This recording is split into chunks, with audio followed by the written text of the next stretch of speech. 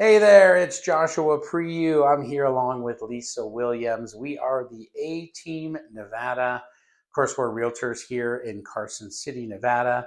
Of course, we handle all of the area, right? We handle all the ways into Reno and Dayton and Minden, Gardnerville, and but our home base is right here downtown Carson City. And this show is called Life in Carson City. And this week, we're going to be talking about spring in Carson City, but more importantly, what no one tells you about springtime when you're living here in Carson City.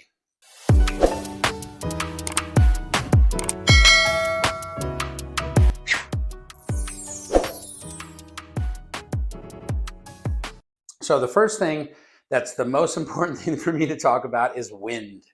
And honestly, I love the climate here. I'm very, very, very lucky to live here. And anybody that's interested in moving to this area should feel just as lucky as me. It's an amazing climate. We get a little bit of snow in the winter, which is awesome. I'm from the Bay Area and we didn't get any snow at all ever. We have seasons, and that's amazing. We have this wonderful springtime. Everything's blooming. At my house, I have my tulips are blooming, my irises just started blooming, and the grass is green, and it's just a really cool time of year. And we get hot summers, but not too hot, and it cools down at night. So all these seasons and all the climate here is awesome. I mean, literally year round. But the one thing I can do without is the wind. And just to kind of give you guys a little bit of reference, we kind of live like in a little wind tunnel here. We're in a valley. We have mountains on both sides of us. The wind kind of comes down, or sorry, comes up from the southwest and kind of blows northeast right through our valley. So from south where I live in Gardnerville all the way up through Carson City, out to Dayton and north into Reno. But the wind, definitely picks up from Gardnerville to Carson City to Dayton. And at this time of year in the springtime, we pretty much get wind every day. Now, I shouldn't say wind, I should say breeze. Like every afternoon, like 1, 2, 3 p.m., it's a guarantee you're going to have a breeze in the afternoon. And it's interesting because like you kind of change the way you do things. Like the first time I moved down here, I'm cleaning up my yard in the springtime. And I got my leaf blower out in the afternoon and I'm going to like blow the leaves into a corner to pick them up or something. And all of a sudden the wind picked up and it was just blowing everywhere and it was a total mess. And I kind of learned my lesson right away. Now, we do get wind too, not just the afternoon breeze, but guaranteed afternoon springtime breeze. It's going to calm down sometime in June. Um, but when we get storms, it's going to get windy here. And that's the way it goes. Now, that's kind of year round. Winter time, definitely in the springtime. It's really funny. Today is April 1st, and we're actually having a winter storm right now up in Lake Tahoe, up in the mountains in the Sierra there. We're not really getting much of it here. It kind of sprinkled a little bit, but we're getting the wind and it's been blowing pretty good. I mean, we've had 20, 30 mile an hour gusts and nothing to be, afraid of. You're not going to have any damage to your house today. But it's blowing. It's windy outside. So anyways, definitely wind is going to be part of it. You start wanting to pull out your patio furniture and things like that, and it's really not time yet. My patio furniture pretty much stays out all year round, but my umbrella for my patio table is still put away. I have not even considered pulling that out yet. We do have a trampoline at my house. My kids love the trampoline. My son, he's, an adult now, right? He's 18, 18 and a half. He doesn't really get on the thing, but my 8-year-old loves it. And we've had it for 10 years now or something. I got that thing anchored to the ground because several years ago, it blew out of my yard, hit my neighbor's roof, and ended up in my other neighbor's front yard, if you can believe that. So I have that thing anchored down so well it doesn't go anywhere anymore. But be careful of that. And definitely consider there's different areas that get more wind than others. I'm in the very south end of Gardnerville. That's a pretty windy area. I have friends that live over on the east side in Minden, and they don't get the wind like I do. So it kind of comes right up through the valley here and kind of misses the east side. So different areas going to be a little bit better than others. But that's kind of the way it goes.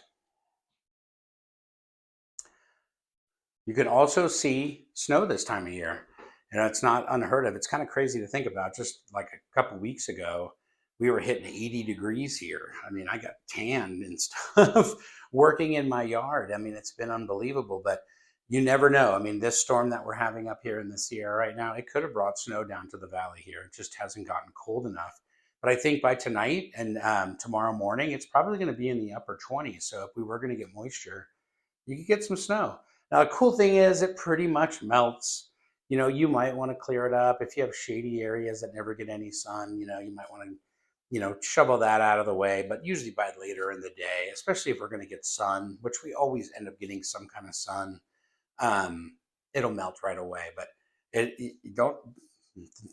don't count out the fact that it might get snowy here in the springtime.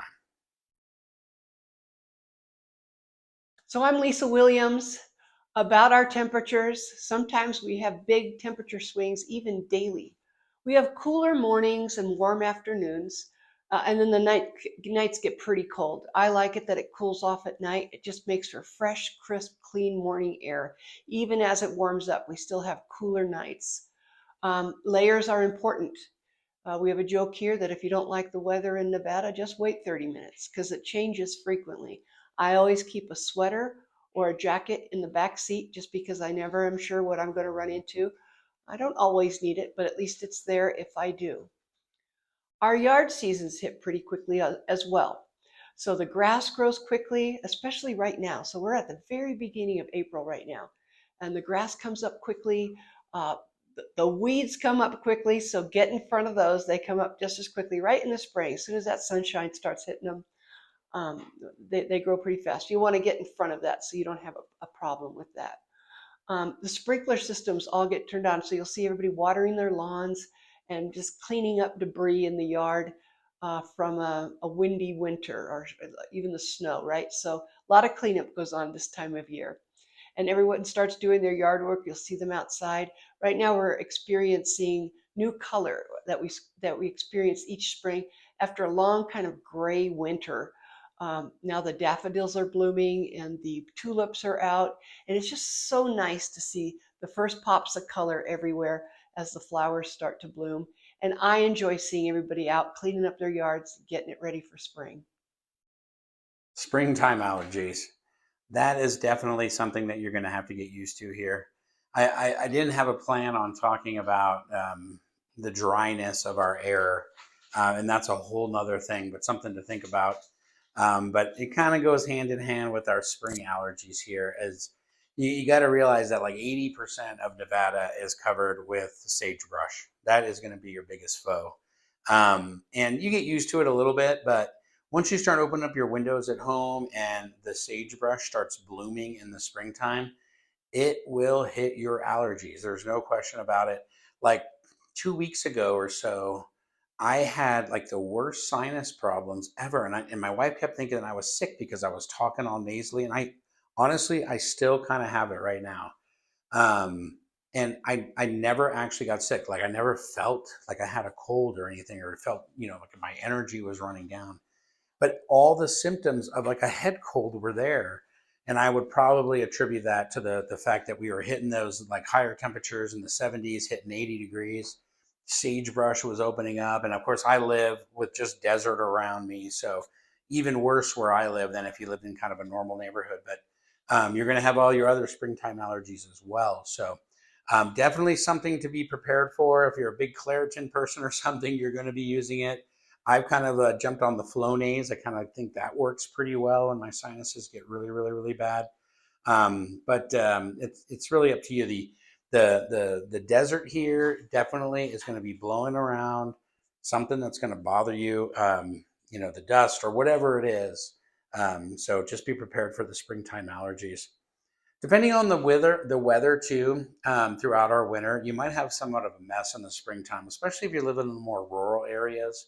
My neighborhood's pretty suburban esque, I guess, and my yard is completely covered in stones and things like that. But if you have a dirt yard, or if you have any bit of acreage or anything like that, and all the snow's melting this time of year, and again, this year's been weak. I mean, I think I heard on the radio today, I think this is the second worst snowfall year we've had in like 50 years or something like that. And so, not much going on this year, but when it melts, it's just going to get kind of muddy and stuff. And when the snow's melting out of the mountains, our watershed just kind of starts filling up and so saturates the ground around us. So, just to be prepared, if you have dirt in your yard, you definitely want to landscape. If you have, like I said, if you have acreage, though, expect some mud and somewhat of a mess in areas that aren't actually covered with landscaping or asphalt or something like that.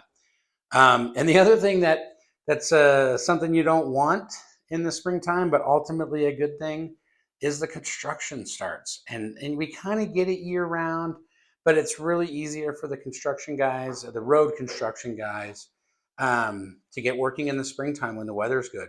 And so now, I mean, just me driving today, there was like 3 or 4 different spots. I did a lot of driving today, but 3 or 4 different spots where I got slowed down.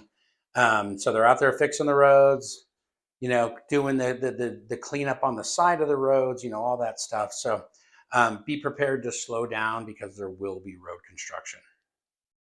One of the other things I really love about spring is it's dark so often during the day, during the winter. I mean, it just gets dark early in the evening and it gets dark later in the morning. So when we come around to spring and I notice that it's getting light a little bit earlier and staying light a little later, that's exciting to me. I know we're coming into spring, and I enjoy the longer days. You can fit more into those. The mountains still have snow. Our mountains around here are beautiful. They're always snow capped right in the spring. So it's great views. Everywhere you go, there's mountains all around us. And everything starts to green up. The lawns are green, the leaves are budding and on all the trees, and so it's just really pretty. There's more people outside. They're taking walks. They're walking in the parks and biking and hiking. You start to notice that, and everybody's waking up, right? So it's a really enjoyable time of year. And this is important. This is also when people start thinking about moving here. We get so many transferees here, because of our favorable tax climate, right? So this is the time of year people are not worried about getting stopped by coming by the snow or the roads. And so our business really picks up, and we love helping people relocate from wherever, to the Carson City area or the Carson Valley area. One ringy dingy. Yeah, so those are the things that most people don't want to talk about when it comes to springtime here in Carson City. But of course, we're here to try and help you understand what we are, dealing with on a normal basis here. And of course, we love it here, but we want you to know about everything that goes on. So that's what we're here for. And we would really love your comments on YouTube here. Of course, we would love you to subscribe. So go down there and click that subscribe button.